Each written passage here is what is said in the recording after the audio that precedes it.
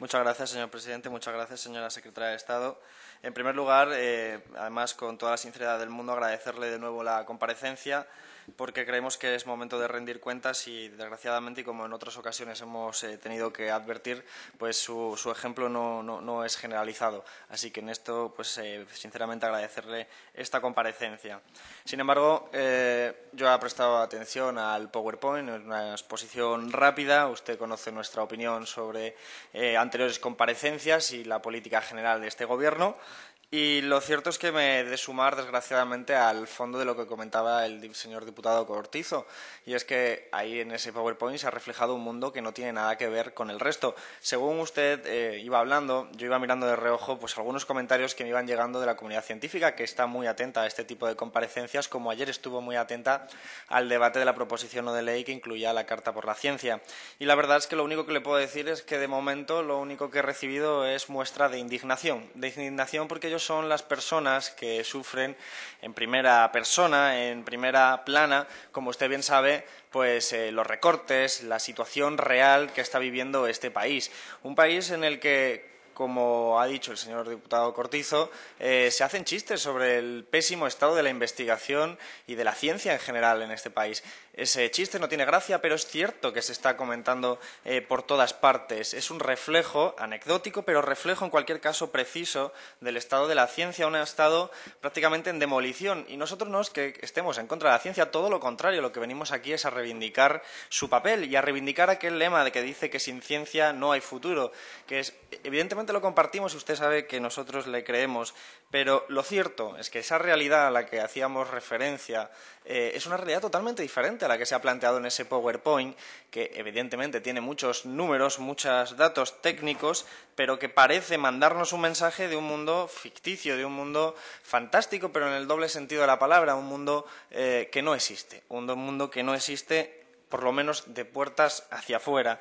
Ese mundo que sí existe es el mundo que se movilizó el pasado 14 de junio, que unió a prácticamente toda la comunidad científica y que, aunque no sea su culpa, señora secretaria de Estado, finalmente tuvieron que dejar las exigencias pegadas a una verja, porque nadie de este Gobierno, ni siquiera de forma protocolaria, salió a recoger aquellas exigencias o aquellas peticiones. Este Gobierno está teniendo, no solo en esta Secretaría de Estado, sino también en otras, pues la capacidad de poner de acuerdo a prácticamente sectores enteros contra su propia posición.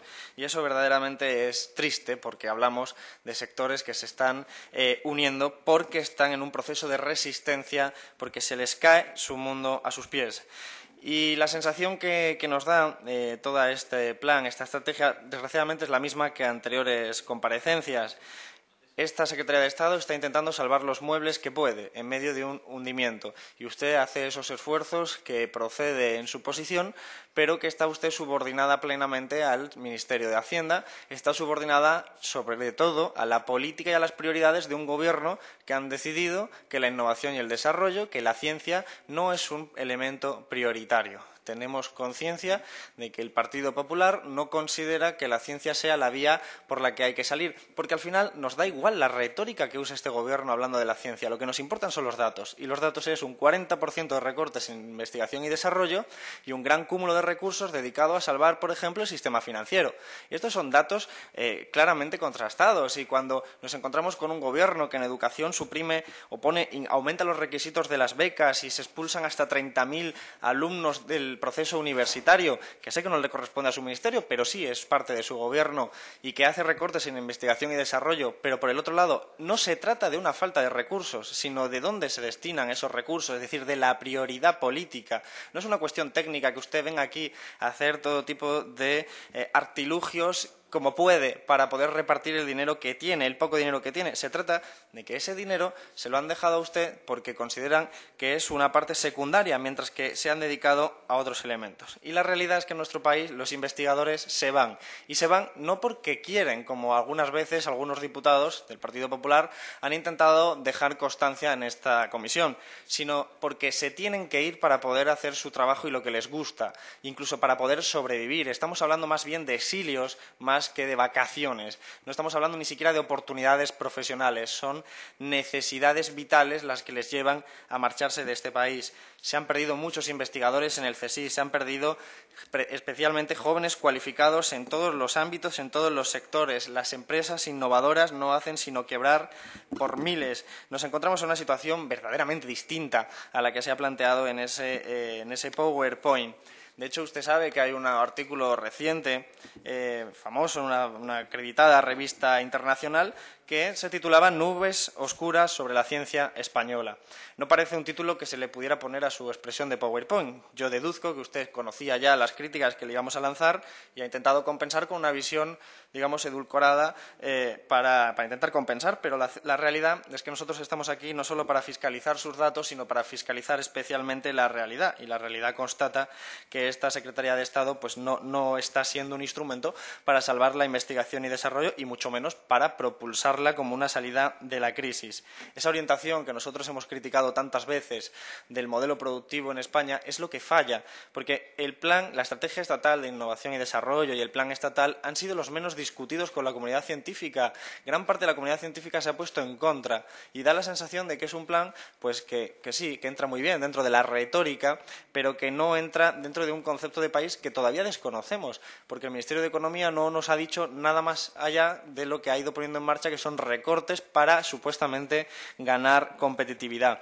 Una palabra que ha salido innumerables veces aquí, pero que nos parece que lo que viene a obedecer es a una reorientación de los recursos desde la financiación pública hacia la financiación privada, bajo la fe de que el mercado es más inteligente para asignar esos recursos. Pero resulta que si tenemos un modelo de país que está cambiando, con un gobierno que nos está cambiando el modelo productivo hacia un modelo claramente más basado en bajos salarios. Por cierto, hoy mismo el Fondo Monetario Internacional seguía insistiendo en que había que bajar los salarios. El Banco de España venía a decir que el salario mínimo interprofesional era un obstáculo para el desarrollo de la economía española. El Gobierno no ha salido nunca a decir que está en contra de esa opinión. Al contrario, por sus hechos ha ido demostrando que a través de las reformas laborales ese es el modelo que persigue. Y en ese modelo no cabe la ciencia. La ciencia es para unos países desarrollados y nosotros estamos encaminándonos hacia un modelo de Estado, un modelo de país claramente de perfil y de rasgos subdesarrollados, bajos salarios, un perfil de pensiones realmente regresivo y un estado del bienestar en decadencia. ¿Cómo es posible que en ese contexto la retórica encaje? Pues muy sencillo, no puede encajar. Y luego es verdad que de vez en cuando encontramos titulares como el que anuncia que el CSIC tendrá, que se tendrá 104 millones, de los cuales 25 le corresponden al CSIC. Parece eso que es un hito y se está vendiendo por el Gobierno como una verdadera hazaña de, bueno, estamos haciendo lo que se puede, pero lo importante es el panorama, dar un paso hacia atrás y ver el horizonte en su conjunto. Y lo que vemos es que hay mucho más recorte de las pequeñas cantidades que, sencillamente, siendo sinceros, son cantidades miserables y estará usted de acuerdo en ello porque el déficit estructural del CSIC supera ampliamente los 25 millones de euros y todavía no sabemos cómo se va a financiar eso. Es una cuestión a la que todavía no se le ha dado respuesta por parte de este Gobierno. Y esas son las personas que están esperando de usted, de su Gobierno, respuesta en torno a qué política concreta va a hacer. Y, desgraciadamente, intuyo que ese sentimiento de indignación que se percibe, de momento, tiene que ver pues, con la poca claridad en el último sentido que se puede encontrar en su presentación. Decía antes que mi impresión, y se lo he llegado a decir a usted incluso en una entrevista personal, es que está subordinada a Hacienda. Yo creo que es una impresión además generalizada, pero es que esta subordinación lleva a la comunidad científica a estar sujeta a incertidumbre, a unas convocatorias que no quedan claras los plazos, que la seguridad jurídica tampoco está del todo clara, porque acaban dependiendo de Hacienda, como pasa con la Juan de la Cierva y con otras convocatorias que al final tienen que ser autorizadas en última instancia por un ministerio que no tiene nada que ver con la ciencia, que es el Ministerio de Hacienda, y que además no se trata de que quiera hacer las cosas sin dinero, sino que es el Ministerio, como decía antes, que decide cuánto va a la ciencia y cuánto va a otro tipo de sectores. Esto nos lleva, desgraciadamente, a una ironía, a una cruel ironía, y es que nuestra comunidad científica se está convirtiendo experta en leer el BOE, en escuchar al Consejo de Ministros, en escucharla a usted, cuando quizás debería estar haciendo otra cosa, pero es que en su vida, va su vida en ello, en saber si pueden pedir una beca, en si no la pueden pedir, en qué van a hacer, y al final, por seguridad, porque al final no solo se trata de números, sino también de vidas personales, la gente decide tener un poquito más de seguridad y mejor futuro profesional marchándose del país, y eso es verdaderamente lo triste. En el Programa Nacional de Reformas se plantea un objetivo del 2% para el 2020. Es una ampliación del horizonte bastante importante, considerable respecto a las estimaciones anteriores. Pero incluso así se plantea que sea el sector privado el que despliegue gran parte de la inversión. Y los datos que yo tengo disponibles son que las subvenciones del CDTI han caído un 80% desde el 2009 y que las empresas innovadoras han caído del 14.000 a 8.000 en solo 4 años. Es decir, el sector privado se está hundiendo. Se está hundiendo y, por lo tanto, es muy improbable que sea el motor que permita a la ciencia salir adelante. Quisiera, ya que se ha cumplido el tiempo, concretar algunas ideas. Lo que necesitan los investigadores actualmente, dentro de lo que es el intento de salvar algo de este hundimiento generalizado, al que, por cierto, no se le puede achacar a usted toda la responsabilidad, ni mucho menos, porque es una crisis económica, pero sí se le puede achacar la responsabilidad de la gestión y, sobre todo, de la legitimación de estas políticas, porque usted es parte del gobierno que decide esas prioridades, pero esta situación, en ese intento de salvamento, lo que sí se le debe garantizar a la ciudadanía que quiere hacer ciencia es plazos, seguridad. Queremos saber los plazos, las FPI, por ejemplo, cómo se cumplen, cuándo, la Ramón y Cajal, la Juan de la Cierva. Los investigadores están deseando, es lo que más preguntan cuando vienen a los grupos como el nuestro. ¿Qué podéis hacer para informarnos de cuándo? Porque es una incertidumbre vital, no solo profesional, sino incluso es una incertidumbre vital. Y en este sentido, también quisiera saber cómo se va a financiar la convocatoria del 2013. Son preguntas que en algunos casos, en otras ocasiones, hemos tenido oportunidad de sacar adelante, porque se van repitiendo, gracias a que usted comparece a menudo, pues se van repitiendo algunas de las preguntas. El problema es que en muchos casos seguimos con las mismas dudas. Y no quisiera ya completar más tiempo, pero sí nos gustaría que nos explicara en qué consisten los cambios que se anuncian en el plan de actuación del 2013 con respecto a la Juan de la Cierva. Una pregunta concreta porque parece ser que habrá cambios y quisiéramos conocerlo con un poco más de concreción.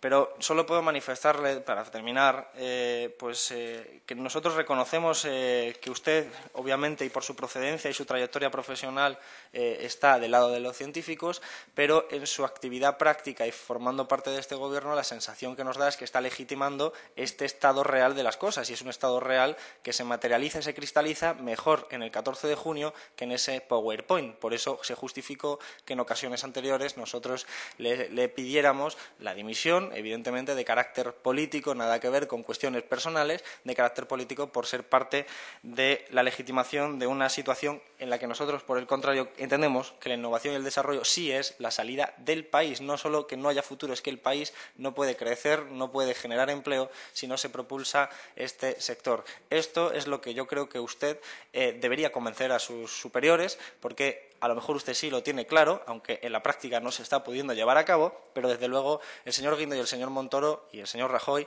desde luego no tienen nada claro esa realidad. Todo lo contrario, en sus hechos demuestran que vamos hacia un país muy distinto al que usted pretende demostrarnos que vamos. Sin más, muchas gracias. Señor Garzón, sorprende muchísimo la facilidad con la que se arroga la representación de todos los colectivos de este país, ya sean jóvenes, trabajadores, investigadores. Mire, para hacerlo, lo primero que tendría que conseguir, y aun así debería ser prudente, es que le voten.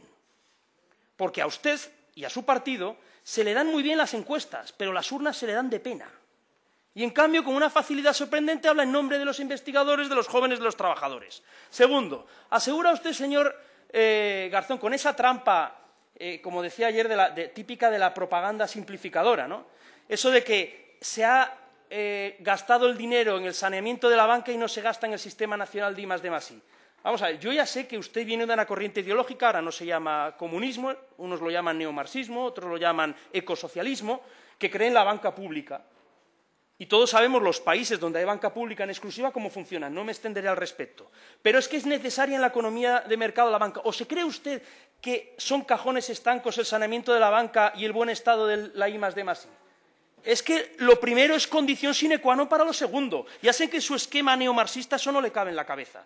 Pero si de verdad alguien se cree que algo puede funcionar en una economía de mercado sin un sistema financiero saneado, es que vive en otro mundo. Entonces sí que es vivir en otro mundo. Y finalmente, es la segunda vez, señor Garzón, que con mucho talante y mucha educación, porque eso se lo reconozco, le pide la dimisión a la secretaria de Estado. La primera vez preferí no decir nada.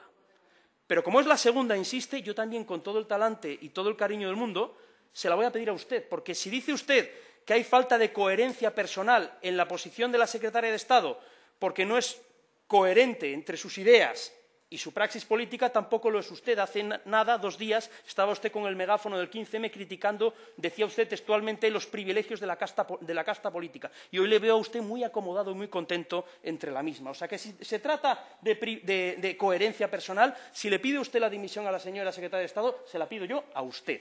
Que le quede claro, cordialmente, por supuesto. Dicho esto, y después de contestar a los portavoces,